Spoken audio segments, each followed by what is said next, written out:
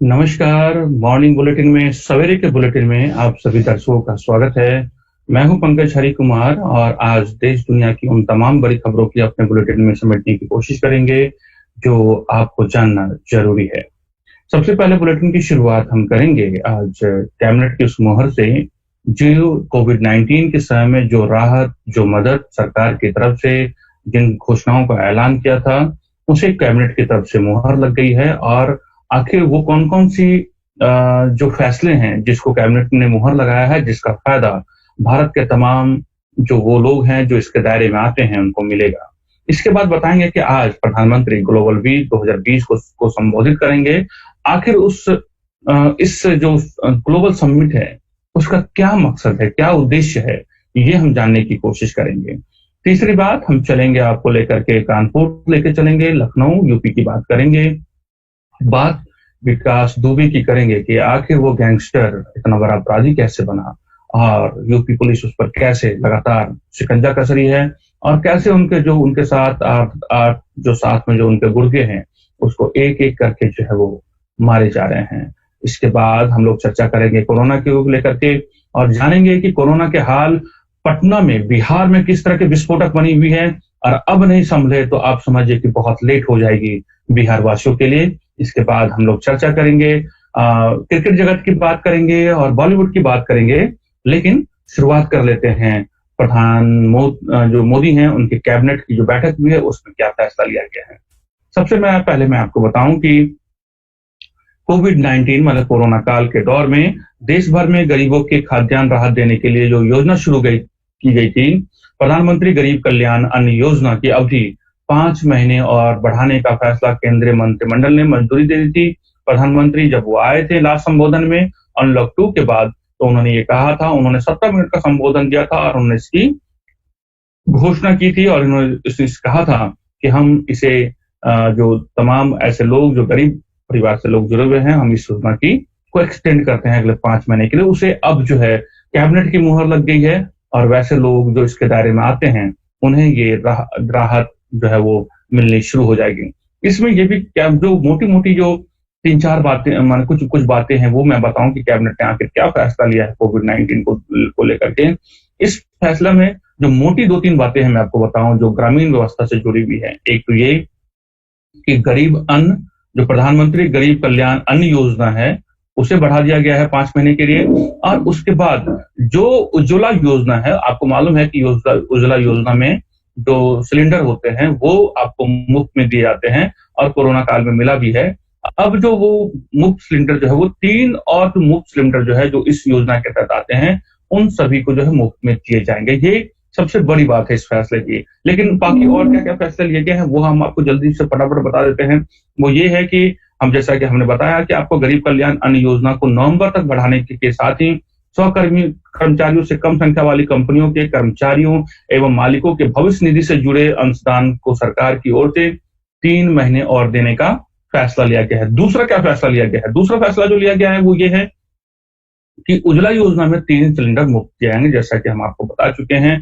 इसके साथ ही सार्वजनिक क्षेत्र की 3 साधारण बीमा कंपनियों में 12,450 करोड़ रुपए का निवेश करने तथा विभिन्न शहरों में 1 लाख से अधिक छोटे फ्लैट प्रवासी मजदूरों को किराए पर देने का भी निर्णय हुआ है। प्रधानमंत्री ने 30 जून को राष्ट्र के नाम संबोधन में प्रधानमंत्री गरीब कल्याण अन्न योजना नवंबर तक बढ़ाने की फैसला की थी, जैसा कि हम आपको बता चुके हैं। आपको मैं बताऊं कि इसमें जो मोटी-मोटी बातें और जो की गई है उसमें ये कहा गया है कि पीएमजीकेएवाई पर भी सभी खर्च केंद्र सरकार द्वारा वहन किया जाएगा। इसके साथ उन्होंने ये बात जो कही है कि एक छोटी सी बात मैं आपको बता दूं कि उज्ज्वला लाभार्थियों के बैंक खातों में सीधे 9,709.86 करोड़ रुपए हस्तांतरित किए जाएंगे। आपको ये भी इसमें जो है अनुमति दे दी गई है। और इसके बाद एक बड़ी बात की गई है कि केंद्रीय मंत्रिमंडल ने एक सीमित आकार तक की इकाइयों में नियोक्ताओं और कर्मचारियों के हिस्से का भविष्य निधि में भुगतान सरकार की तरफ से किए जाने की योजना 3 महीने यानी अगस्त तक के लिए बढ़ाने के प्रस्ताव को भी मंजूरी दे दी गई है। वित्त मंत्री निर्मला सीतारमन ने इस साल जो है मई में इस योजना को अगस्त तक बढ़ाने की घोषणा की थी। इसके तहत सरकार कर्मचारियों और नियोक्ताओं के दोनों के भविष्य निधि में योगदान यानी 24% योगदान अगस्त तक देगी। इससे 3.67 लाख नियोक्ताओं और 72.22 लाख कर्मचारियों को राहत मिलने की बात कही गई है। तो ये एक मोटी-मोटी बात थी। इसमें एक और बात कही गई है जो मैं आपको बता दूं, जो बड़ी बातें हैं उसमें यह है कि सार्वजनिक क्षेत्र के 3 साधारण बीमा कंपनी ने पूंजी आधार को मजबूत करने और उसे और अधिक स्थिर बनाने के लिए उसमें 12,450 करोड़ रुपए की पूंजी डालने को मंजूरी दे दी गई है। इस फैसले पर मुहर लगाई गई है और जावड़ेकर ने बताया कि the national insurance company limited, oriental insurance company limited और united India insurance company limited को अतिरिक्त पूंजी उपलब्ध कराई जाएगी। तो ये एक अच्छी बात है जो सरकार की तरफ से, कैबिनेट की तरफ से फैसला ले लिया गया है। अब हम बात करते हैं प्रधानमंत्री की जो इंडिया ग्लोबल वीक 2020 है, उसको लेकर के बात करेंगे। और आपको मैं बताऊं कि आज जो है प्रधानमंत्री ब्रिटेन में आयोजित इंडिया ग्लोबल वीक 2020 में विश्वव्यापी संबोधन देंगे और इसका अपना एक महत्व है कोविड-19 के संदर्भ में और पूरे वैश्विक जो बाजार है उसको संदर्भ में। हम बताएं कि इस कार्यक्रम में भारत के व्यापार और विदेशी निवेश की संभावनाओं पर उनके ध्यान केंद्रित करने की संभावना है। और इंडिया इंक ग्रुप के चेयरमैन और सीईओ मनोज लाडवा ने कहा कि जैसा कि विश्व कोविड-19 की छाया से बाहर निकलने के लिए संघर्ष कर रहा है, भारत अपनी अपार प्रतिभा, अपनी तकनीकी क्षमता और नेतृत्व के लिए बढ़ती चाह के साथ वैश्विक मामलों में एक केंद्रीय भूमिका निभा रहा है। मुझे विश्वास है कि भारतीय प्रधानमंत्री का दुनिया को दिए जाने वाला यह संदेश नई शुरुआत करने वाला होगा। हम आपको बताएं कि ये इसलिए भी जरूरी है कि जिस तरीके से हमने चीन के पे व्यापारिक प्रतिबंध लगाए हैं, एक तरीके से उनके साथ आयात और निर्यात को लेकर के खासतौर पर जो एक प्रतिबंध लगाए हैं, वैसी स्थिति में ग्लोबल वीक समिट का होना एक नई जो दरवाजे हैं वो खोलने के जैसा है। हम पूरी दुनिया, चीन को छोड़ करके जो बाकी जो दुनिया है वहां पे हम अपनी संभावनाओं को तलाश रहे हैं कि किस तरीके से उनको निर्यात बढ़ाया जाए और उन देशों से किस तरीके से आयात बढ़ा जाए जिसपे हम भारत की निर्भरता कम हो और भारत को किस तरीके से कोई खतरा भी ना हो। साथ ही आपको मालूम है कि भारत में जिस तरह के जो रोजगार है, जो टैलेंट है, उसको किस तरीके से और बेहतर तरीके से उसके का यूटिलाइज कर सकते हैं। इन तमाम चीजों को लेकर के भी जो है इस पे पूरा फोकस रहेगा। हम आपको बता दें कि दरअसल इस पूरे में जो एक बात की गई है कि कितने देश के लोग शिरकत करेंगे। आपको मैं बताऊं कि इस पूरे समिट में 30 देश के लोग शिरकत करेंगे और इसमें यह भी बताया गया है कि ये करीब 1:30 बजे के आसपास इस कार्यक्रम की जो आज शुरुआत होगी, जिसका आप लाइव प्रसारण भी देख सकते हैं।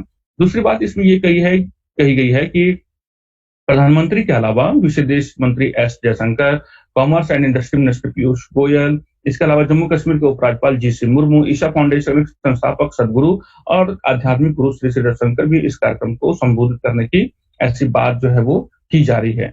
हम आपको बताएं कि दरअसल कोविड-19 की छाया से हम आपको बार-बार कह रहे हैं कि संघर्ष कर रहा है और भारत अपनी अपार प्रतिभा और अपनी क्षमता को वैश्विक पटल पर जो है वो भूमिका को तलाश रहा है। वैसे में ये जो समिट है वो काफी अहम माना जाता है। आपको मैं बताऊं कि आप चलते हैं इन तमाम खबरों के बाद आप जब रुख करते हैं जम्मू कश्मीर की, और जम्मू कश्मीर में जो वहां पे लगातार एक के बाद एक जो आतंकवादियों पे कार्रवाई हो रही है उससे आतंकवादी बौखलाए हुए हैं। और कल आतंकवादियों ने एक बहुत ही जघन्य, बहुत ही घिनौना अपराध किया है और उसने ये किया है कि जम्मू कश्मीर के बांदीपुरा में बीजेपी नेता और उनके पिता और उनके भाई की आतंकवादियों ने हत्या कर दी है। ये खबर अपने आप में इसलिए जरूरी है कि जिस तरीके से जम्मू कश्मीर का माहौल मौजूदा सरकार के परिवेश में 370 हटा देने के बाद, 15A के हटाने के बाद वहां जो माहौल बदल रहा है उससे आतंकवादी बौखलाए हुए हैं और एक के बाद एक जिस तरीके से सेना को फ्री हैंड दिया गया है उसके बाद से एक के बाद एक आतंकवादी मारे जा रहे हैं। ये जो शेख वसीम हैं वो बीजेपी के नेता रहे हैं, वो काफी अच्छा काम कर रहे थे अपने इलाके में और उनका लगातार समर्थन जो है वो भारत के साथ था। वो हमेशा से ये कहते थे कि वो भारत के नागरिक हैं और अपने घर के छत पर उनकी सजा ये थी कि उन्होंने अपने भारत के उनका ये कहना था कि वो भारत के साथ हैं। दूसरी बात, उनको इसलिए इस बात की सजा आतंकवादियों ने जिन्होंने इस जो पूरे काम को अंजाम दिया उसकी वजह यह है कि उन्होंने अपने घर पे या अपने दफ्तर के अंदर भारत का तिरंगा झंडा लहरा रखा था। तो आप समझ सकते हैं कि आखिर आतंकवादियों की क्या मनोदशा रही होगी या क्या उसकी अपनी मनोवृत्ति रही है। दरअसल मैं बताऊं कि बंदीपुरा में आतंकवादियों के बीजेपी नेता शेख वसीम, उनके पिता, उनके भाई की गोली मारकर हत्या कर दी जम्मू कश्मीर पुलिस ने बताया है कि बीजेपी कार्यकर्ता वसीम वारी पर आतंकवादियों ने गोलीबारी की और इसके दौरान ही जो है वो तीनों मारे। जो वसीम वारी के पिता बशीर अहमद, उसके भाई उमेर बघीर घायल हो गए, लेकिन अस्पताल जाते-जाते जो है दुर्भाग्य से तीनों ने दम तोड़ दिया। मैं बताऊं कि वसीम शेख भारतीय जनता पार्टी के जिला अध्यक्ष थे और ऐसा बताया जा रहा है कि वो पड़ोस में ही दुकान पर बैठे थे कि तभी आतंकवादी आए और उन्हें ताबड़तोड़ गोलियां चलानी शुरू कर दी। और इसमें एक बड़ी बात जो ये चूक निकल के आ रही है कि वसीम शेख की जान को खतरा था, इस वजह से उनको पीएसओ मतलब निजी सुरक्षा अधिकारी ड्यूटी में उनको दी गई थी। लेकिन जब ये घटना घटी तो उसमें से 7 जो पुलिसकर्मी हैं, वो कोई भी वहां मौजूद नहीं था। और ये एक सवाल उठता है कि आखिर क्या बात है कि वो जब ये घटना घटी तो वहां पे सुरक्षाकर्मी उनके साथ नहीं थे। यही वजह है कि उन सातों जो पुलिसकर्मी हैं, उनको जो है एक तरीके से आपको मैं बताऊं कि उनको जो है वो लापरवाही बरतने के आरोप में जो है वो गिरफ्तार कर लिया गया है। अब हम बात करते हैं जम्मू जो है आपको मैं बताऊं कि जम्मू कश्मीर के बाद जो हम बात करेंगे यूपी की बात करते हैं। और मैं आपको बताऊं कि यूपी के जो गैंगस्टर है विकास दुबे, उसको लेकर जो खबर आ रही है कि यूपी पुलिस ने विकास दुबे के 2 साथियों को पुलिस ने मार गिराया है। ठीक है। और मैं आपको बताऊं कि यूपी पुलिस ने जो मार गिराया है उसमें ये भी खबर आ रही है कि एक कानपुर में और दूसरा जो है वो इटावा में, ये खबर आ रही है। इसमें दुबे के 2 साथियों को ढेर कर दिया गया है, लेकिन अभी तक विकास दुबे का कोई पता नहीं चल पाया है, मैं आपको ये बता दूं। दरअसल उत्तर प्रदेश के कानपुर में पिछले हफ्ते 8 पुलिसकर्मियों को घेरकर बेरहमी से हत्या करने के आरोपी कुख्यात गैंगस्टर विकास दुबे की तलाश जोरों शोरों पर है। गुरुवार जो है पुलिस ने 2 एनकाउंटर किए, एक एनकाउंटर कानपुर में और दूसरा इटावा में। इसमें दुबे के 2 साथियों को पुलिस ने जो है वो आपको मैं बताऊं कि ढेर कर दिया गया है। हालांकि विकास दुबे का अभी तक पता नहीं चल पाया है। आपको मैं बताऊं कि इस एनकाउंटर में जो जिस सहयोगी की जो मौत हुई है विकास दुबे की, उसका नाम प्रभात मिश्रा है। और जो जिसे जो है फरीदाबाद से गिरफ्तार किया गया था। पुलिस का ये कहना है कि जब उसे ट्रांजिट रिमांड पर जब पुलिस ला रही थी तो वो भागने की कोशिश कर रहा था। भागने के दौरान जो है उसको पहले पैर में गोली मारी गई, लेकिन उसने जो है वो आपको कहें कि उसने पुलिस से रिवॉल्वर छीन ली और पुलिस पर कई राउंड फायरिंग की। जवाबी कार्रवाई में उसकी मौत हो गई, ये पुलिस का ये कहना है। वही दूसरा जो आरोपी है वो इटावा में गिरफ्तार किया है, जिसमें जो है उस पे भी जो है वो आपको मैं बताऊं कि 5,000 का जो है इनाम की राशि थी। अब मैं आपको बताऊं कि जो विकास दुबे को जो ऐसी बात आ रही थी कि फरीदाबाद में उसे देखा गया है, तो विकास दुबे का जो शरण देने वाला जो है जो दिया गया था, उन तीनों आरोपियों को फरीदाबाद से गिरफ्तार कर लिया गया है। मैं बताऊं कि जो विकास दुबे का जो गुर्गा है वो प्रभात, अंकुर और उसके पिता श्रवण को पुलिस ने जो है वो गिरफ्तार कर लिया है। और मैं बताऊं कि उसमें से जो उसकी मदद कर रहा था श्रवण, वो कोरोना पॉजिटिव पाया गया है। तो अब उससे जो है वो प्रभात को यूपी एसटीएफ ले गई है, उनका कोरोना टेस्ट होगा। ऐसा बताया जा रहा है कि हो सकता है कि क्योंकि इन तीनों आरोपियों में से एक जो है वो कोरोना पॉजिटिव है और प्रभात विकास दुबे इनके साथ रह रहा था, तो हो सकता है कि विकास दुबे जो है वो कोरोना पॉजिटिव हो सकता है। अब आपको मैं बताऊं कि एक बड़ी कार्रवाई यहाँ पर हुई है और यूपी की सरकार ने जो है यूपी की जो पुलिस विभाग ने जो है वो क्या अपराधी पुलिस विकास दुबे को जानकारी देने के आरोप में, मिलीभगत के आरोप में जो है आपको मैं बताऊं कि विनय तिवारी जो है उसको पुलिसकर्मी को सस्पेंड कर दिया गया है। दरअसल आपको मालूम है कि लगातार जो है विनय तिवारी पर जो है वो सवाल उठते रहे हैं कि उसकी जो है जो विनय दुबे के साथ साठगांठ है और यही वजह है कि जो विनय तिवारी को जो है वो एक तरीके से गिरफ्तार कर लिया गया है। आपको मैं बताऊं इसके साथ ही जो सब इंस्पेक्टर है के शर्मा को भी जो है वो गिरफ्तार कर लिया गया है और उसके साथ पूछताछ की जा रही है। अगली खबर मैं आपको बताऊं कि वो मैं चलता हूं अब इन विकास दुबे और यूपी की से चलते हैं, अब हम बिहार की तरफ रुख करते हैं। और मैं आपको बताऊं कि बिहार के जिस तरीके से खबरें आ रही हैं, अब ये लापरवाही बहुत महंगी पड़ने वाली है।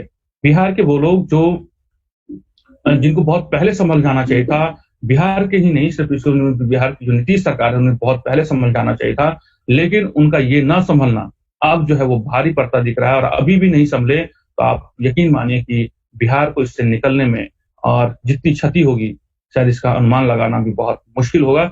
मैं इसलिए कह रहा हूँ कि लगातार अब जो है सरकार देर से चेती है, लेकिन अभी तक वो इनकार करती रही है कि बिहार में इस तरह के सारे मामले नियंत्रण में हैं। लेकिन पहली बार बिहार की राजधानी पटना में 7 दिन के लिए लॉकडाउन जो है वो लगा दिया गया है और कोरोना मामले के बढ़ते गंभीरता को देखते हुए बिहार की राजधानी पटना में 7 दिन के लिए लॉकडाउन की घोषणा की है और ये जो है आपको लॉकडाउन 10 जुलाई से मतलब कि शुक्रवार से मतलब कल से आपको गुरुवार, अगले गुरुवार तक के लिए 16 जुलाई तक लागू रहेगा। ये पटना में ये व्यवस्था की गई है। आपको मैं बताऊं, दरअसल आपको मैं बताऊं कि जिस तरीके के मामले अब आ रहे हैं बिहार में, अब मैं आपको बताऊं कि बिहार में जो मरने वालों की संख्या है वो अब 100 को पार कर चुका है और एक दिन में आपको मैं बताऊं कि सबसे ज्यादा जो केस आए हैं वो जो है बहुत ही डराने वाले हैं। तो इसलिए जो है एक के बाद एक जो है बिहार सरकार को बड़े कदम उठाने की जरूरत है, क्योंकि अभी तक जो आपको मैं बताऊं कि बिहार में जो टेस्ट जो होने हैं सिर्फ 2 ही जगह है। एक पटना में है जहाँ पे आप कोविड का टेस्ट करा सकते हैं, जहाँ पे उसका इलाज हो सकता है। बाकी बिहार में बहुत जो इतनी बड़ा 12-13 करोड़ का जो पॉपुलेशन है और वहां में जो बिहार कोरोना को लेकर जो स्थिति है वो बहुत ही चिंताजनक है। इसके बाद मैं आपको बताऊं कि अ, दिल्ली की बात कर लेते हैं और दिल्ली में जो है आपको मैं बताऊं कि जो आंकड़े जारी किए गए हैं, जो उसमें 2033 नए मामले दर्ज किए गए हैं और इस दौरान 48 मरीजों की जान चली गई है। इस दरमियान अब तक जो है 3213 लोगों की इस वायरस की वजह से दिल्ली में जान जा चुकी है। अब बात करते हैं, हम चलते हैं महाराष्ट्र की बात करते हैं और महाराष्ट्र में जो एक खबर आ रही है कि महाराष्ट्र में 278 और पुलिसकर्मी जो है वो कोरोना पॉजिटिव हो गए हैं और ये कुल संक्रमितों की संख्या जो बढ़कर के 5,713 तक पहुंच गया है। दरअसल महाराष्ट्र में 278 पुलिसकर्मियों में कोविड-19 पुष्टि होने के बाद पुलिस बल में संक्रमित कर्मियों की संख्या 5,713 हो गई है। एक अधिकारी ने जो बताया है उसके मुताबिक अब तक 71 पुलिसकर्मियों की मौत महाराष्ट्र में हो चुकी है कोरोना वायरस की वजह से। उन्होंने बताया कि सबसे ज्यादा 43 पुलिसकर्मियों की मौत जो है मुंबई में हुई है, जिसमें 2 अधिकारी शामिल हैं और संक्रमण से अब तक 4,531 पुलिसकर्मी जो है वो ठीक हो चुके हैं। ये जो है हाल जो है मैं आपको हमने महाराष्ट्र का बताया है और एक यूपी से जो खबर आ रही है वो खबर जो है बहुत ही ये बताता है कि हम किस तरीके से बिल्कुल अमानवीय हो गए हैं, किस तरीके से जो हमारे जो एक जो हमारी अपनी एक सोच है वो कितनी विकृत हो चुकी है। हम आपको ये बताते हैं कि यूपी से खबर है। दरअसल जो खबर है यूपी से वो ये है कि उत्तर प्रदेश के बस में एक जो महिला है, आपको मैं बताऊं कि उसको सिर्फ कोरोना संक्रमण के संदेह के चलते बस से फेंक दिया गया और उस इस वजह से जो है उस लड़की की जो है मौत हो गई है। यूपी पुलिस को जो है आपको मैं बताऊं कि दिल्ली महिला आयोग ने जो है वो नोटिस जारी किया है। दरअसल दिल्ली की एक 19 साल की लड़की को कोरोना संक्रमित होने के संदेह में कंडक्टर ने चलती बस से नीचे फेंक दिया और उसकी मौत हो गई है और दिल्ली पुलिस को जो है एक तरीके से नोटिस भेजा गया है कि महिला आयोग ने उसमें कहा है कि 15 जुलाई तक जवाब देने के लिए कहा है और दिल्ली महिला आयोग की अध्यक्ष स्वाति मालीवाल ने मथुरा के एसएसपी को भेजे गए नोटिस में कहा है कि दिल्ली महिला आयोग को मीडिया रिपोर्ट से दिल्ली के मंडावाला की निवासी 19 साल की लड़की के मौत के बारे में पता चला है कि लड़की यूपी के मथुरा में बस से सफर कर रही थी। रिपोर्ट है कि लड़की को रोडवेज की चलती हुई बस से बाहर फेंक दिया गया। उसे बस के ड्राइवर और कंडक्टर ने इसलिए बाहर फेंका क्योंकि उसे संदेह था कि वो कोरोना संक्रमित है। तो ये जो है आप देखिए कि किस तरह का बहुत ही गंभीर मामला है। अगर मान लीजिए कि उस लड़की के साथ किसी तरह की ऐसी बात थी, तो एक तो पहली बात ये है कि उसको कहीं भी इस तरीके से आराम से उनको उतारा जा सकता है ताकि उसकी जान ना जाए और हर आदमी एक दूसरे को शक की निगाह से देख रहा है, तो हर आदमी जो है वो कोई उसका डॉक्टर नहीं हो सकता है, कोई उसकी जांच नहीं कर सकता है और जो इस तरह का जो कदम उठाया गया वो बहुत ही निंदनीय है और मुझे लगता है इसकी सघन जो है वो जो है सरकार को एक तरीके से जागरूकता अभियान चलानी चाहिए और ये शर्मनाक हरकत है जो रोडवेज के कर्मचारियों के द्वारा किया गया है। इसके बाद हम बात करते हैं कि किस तरीके से हम अब भारत चीन के संबंधों के बाद हम आपको बताएं कि एक तरीके से जो बातचीत के बाद प्रधानमंत्री के लेह दौरे के बाद आपको मालूम है कि चीन की सेना को हर जगह से पीछे हटनी पड़ी है और भारत को लगातार कामयाबी मिल रही है, लेकिन इसके बावजूद भी भारत ने अपनी तैयारियों में कोई कमी नहीं छोड़ी है। लगातार सीमा पर भारतीय सेना जो है अलर्ट पे है। चीन का जो है आपको मालूम है कि अमेरिका के साथ भी उनको लगातार जो है अमेरिका जब ने लगातार ये कहता रहा है कि हम भारत के साथ हैं, अगर युद्ध की स्थिति बनती है, तो हमारा समर्थन भारत के साथ है। लेकिन भारत अपने आप में काफ़ी है और उसने एक लगातार कड़ा संदेश दिया है, जिसका असर देखने को मिल रहा है। लेकिन इस बीच सेना ने क्या किया है, वो आपको जानना बहुत ज़रूरी है। दरअसल सेना ने जो किया है, सेना ने 79 ऐप्स को बैन कर दिया है और सेना ने अपने अधिकारियों कर्मचारियों को निर्देश दिए हैं कि बैन में शामिल सभी ऐप्स को तुरंत अपने स्मार्टफ़ोन से हटा दें। सेना ने messaging platform, web browser, content sharing, gaming आदि ऐप्स पर प्रतिबंध लगा दिया गया है, जिसमें Facebook, TikTok, true collar, Instagram, UC browser आदि शामिल हैं। सूत्रों के मुताबिक इस कार्रवाई के पीछे सूचनाएँ लीक होने का खतरा बताया गया है। तो ये जो है आप देखें कि एक के बाद एक भारतीय सेना भी अपने आप को पहले से ज़्यादा सिक्योर करने, सूचनाओं की जो है लीक होने की जो जितने भी गैप्स हैं उनको कम करने के लिए उन्होंने भारत सरकार ने आपको मालूम है इससे पहले 69 ऐप्स को जो है वो बैन किया था और भारत जो सेना ने जो है 89 ऐप्स को जो है वो उन्होंने जो है वो बैन किया है। अब बात करते हैं थोड़ी-सी जो जानकारी मैं आपको बताऊँ कि बॉलीवुड के जो एक बड़े सेलिब्रिटी बहुत अच्छे अदाकार जगदीप जी का जो है वो निधन हो गया है और मैं आपको बताऊँ कि बॉलीवुड से एक के बाद एक जो है वो बुरी खबर आ रही है। वो हालाँकि 81 वर्ष के थे, लंबे समय से बीमार चल रहे थे। उन तमाम जो सेलिब्रिटी हैं, मीडिया जगत के संस्थान हैं और जो अलग-अलग राजनेता हैं, तमाम सभी लोग उनको श्रद्धांजलि दे रहे हैं। आपको मालूम है कि वो हास्य कलाकार के तौर पर उन्होंने पहचान बनाई थी और सूरमा भोपाली का जो उनका कैरेक्टर है, वो काफ़ी लोकप्रिय हुआ था। अगर आपको याद हो तो सूरमा भोपाली का जो कैरेक्टर हर के जो उनके प्रशंसक हैं, उनके जुआ पे रहता है और उन्होंने ये कहा था कि उन्होंने एक बात बहुत अच्छी कही थी कि किसी को हँसना बहुत आसान है, लेकिन हँसाना बहुत मुश्किल काम है और उनका जो काम जो था, वो हँसाने का था। तो आज के समय में जब हर व्यक्ति एक तनाव में है, तो ऐसे कलाकार का होना, जाना एक दुखद बात है और मुझे लगता है कि द इंडिया प्लस न्यूज़ भी उन्हें श्रद्धांजलि अर्पित करता है। उसके बाद हम बात करते हैं अगली खबर की और ये हमारी आज की अंतिम खबर है और वो खबर जो है वो क्रिकेट जगत से जुड़ी हुई है। तो जो क्रिकेट से जुड़े हुए हैं और या जो खेल प्रेमी हैं, द इंडिया प्लस न्यूज़ जो खेल प्रेमी हैं, मैं आपको बता दूँ कि एशिया कप जो है वो स्थगित कर दिया गया है। 9 जुलाई को एशियन क्रिकेट काउंसिल माने एसीसी की वीडियो कॉन्फ्रेंसिंग के ज़रिए हुए बैठक में यह फैसला लिया गया है। एशिया कप दरअसल 9 जुलाई को एशियन क्रिकेट काउंसिल के वीडियो कॉन्फ्रेंसिंग के ज़रिए हुए बैठक में जब फैसला लिया गया कि इस साल एशिया कप की मेज़बानी पाकिस्तान के हाथों में थी, लेकिन भारत के साथ पाकिस्तान के अच्छे रिश्ते नहीं हैं, जिसके कारण एशिया कप के वेन्यू को बदलकर यूएई कर दिया गया था। लेकिन कोरोना वायरस के बढ़ते खतरे को देखते हुए एशिया कप को श्रीलंका या फिर यूएई में कराने की योजना बनाई जा रही थी, लेकिन कोविड-19 के बढ़ते खतरे को देखते हुए आखिरकार एशिया कप 2020 को स्थगित करने का फैसला लिया गया। अब जब एशिया कप को रद्द कर दिया गया है, तो बीसीसीआई आईपीएल कराने की योजना पर काम कर रहा है। तो आज की खबरों में बस इतना ही। हमने मॉर्निंग बुलेटिन में सुबह के शुभ समाचार में हमने देश दुनिया की वो तमाम खबरें जो है हमारी टीम आपके लिए लेकर के आती है। हमें उम्मीद है कि आपको ये हमारा नया अंदाज बिल्कुल पसंद आता होगा और हम फिर शाम के बुलेटिन में, इवनिंग बुलेटिन में फिर से हाजिर होंगे देश दुनिया की तमाम खबरों को लेकर के। तब तक आप सेफ रहिए, सुरक्षित रहिए और जो हमारा जो चैनल है, उसे सब्सक्राइब, लाइक, शेयर करना बिल्कुल ना भूलें। मुझे पंकज हरि कुमार को इजाज़त दीजिए। नमस्कार।